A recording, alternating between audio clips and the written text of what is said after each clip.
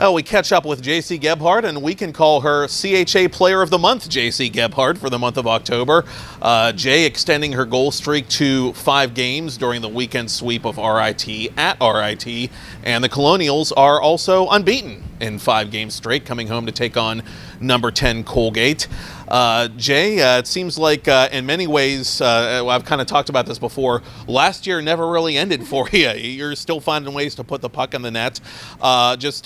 Your thoughts on your good first month and what you were able to do well in that first month of regular season play.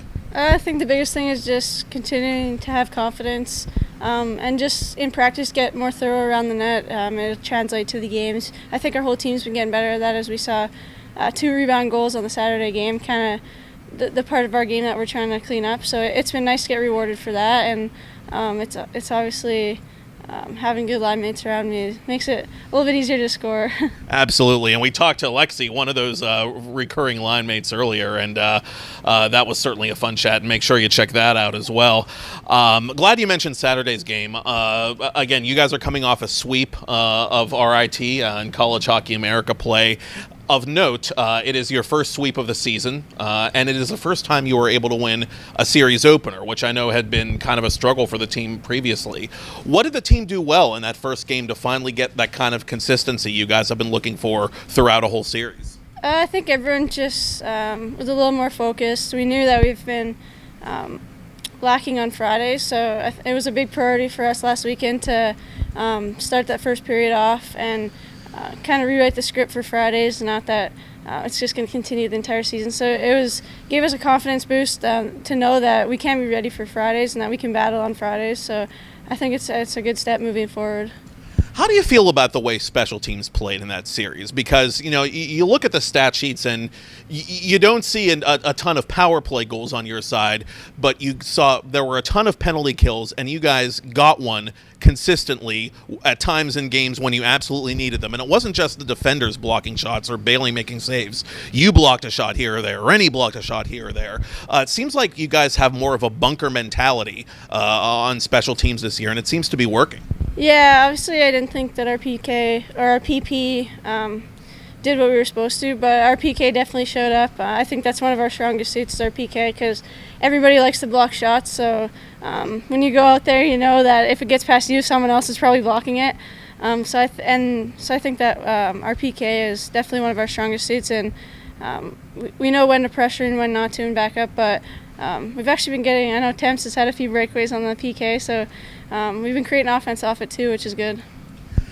How do you feel about the work ethic of this team right now? Because you guys have shown an ability to outwork teams and sort of grind them down in wins, kind of like you did with RIT this weekend, whereas last year, with the players you had to work with, you were able to more, for lack of a better phrase, out-talent them. This year, it seems like the work boots are on a little more. Yeah, I think so. I mean, everybody knows kind of what hard work is and how to play Colonial hockey, so I think that's kind of the staple of our game, is start with the hard work. And obviously everybody's skilled, but the way we're going to win games is our hard work and our battling. And you can see lots of our goals that come in the third period are kind of ones that we've battled 3 or 4 shifts for before, and then finally it goes in. So I think that's the type of goals we're going to score and the type of team that we're going to be hard to play against.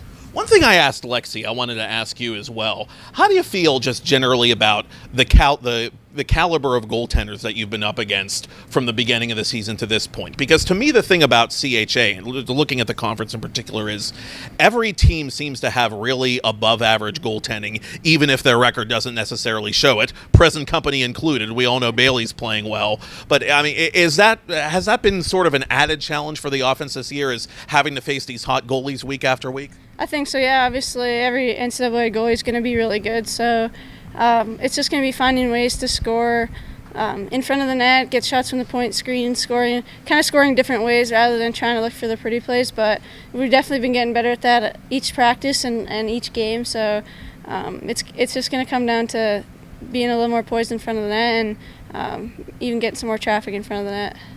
And again, Colgate is the opponent this weekend, coming in as the consensus number 10 team in the country. A tough opponent, a potential resume builder for the team as the Raiders come in here to Colonials Arena for a 7:05 game on Friday and a 3:05 game on Saturday afternoon. You can see them both on CHA Digital Network, rmucolonials.com for tickets. Thoughts about facing the Raiders? They're a team you played last year. You gave them their only tie all of last year, and then flash forward to the end of March, they came literally just a bounce away from winning a national championship. Seems like a good opportunity for you guys. Oh yeah, definitely. We always like to play those ranked teams. It gives us a good challenge, and we like playing those kinds of games. We tend to play better against better opponents, so I think it's going to be a really good series, and it's going to come down to who capitalizes on their chances, as we know it's going to be a tight defensive series. So we just got to be ready to capitalize on any power plays, any chances in front of the net, and I think we'll have a good shot. The last time you won a CHA Monthly Award was your last Rookie of the Year award at the end of your rookie year. You won 5 Rookie of the Months in a row. Now you got to win 5 Player of the Months in a row. That's the deal. Let's do this at the end of every month. But kidding aside, she's playing some great hockey. A 5-game goal streak looking to extend this weekend. Jaycee Gebhard, the CHA Player of the Month for October. Again, it is the Colonials and Colgate Friday and Saturday, 7:05, 3:05. Thanks, Jay. Thank you.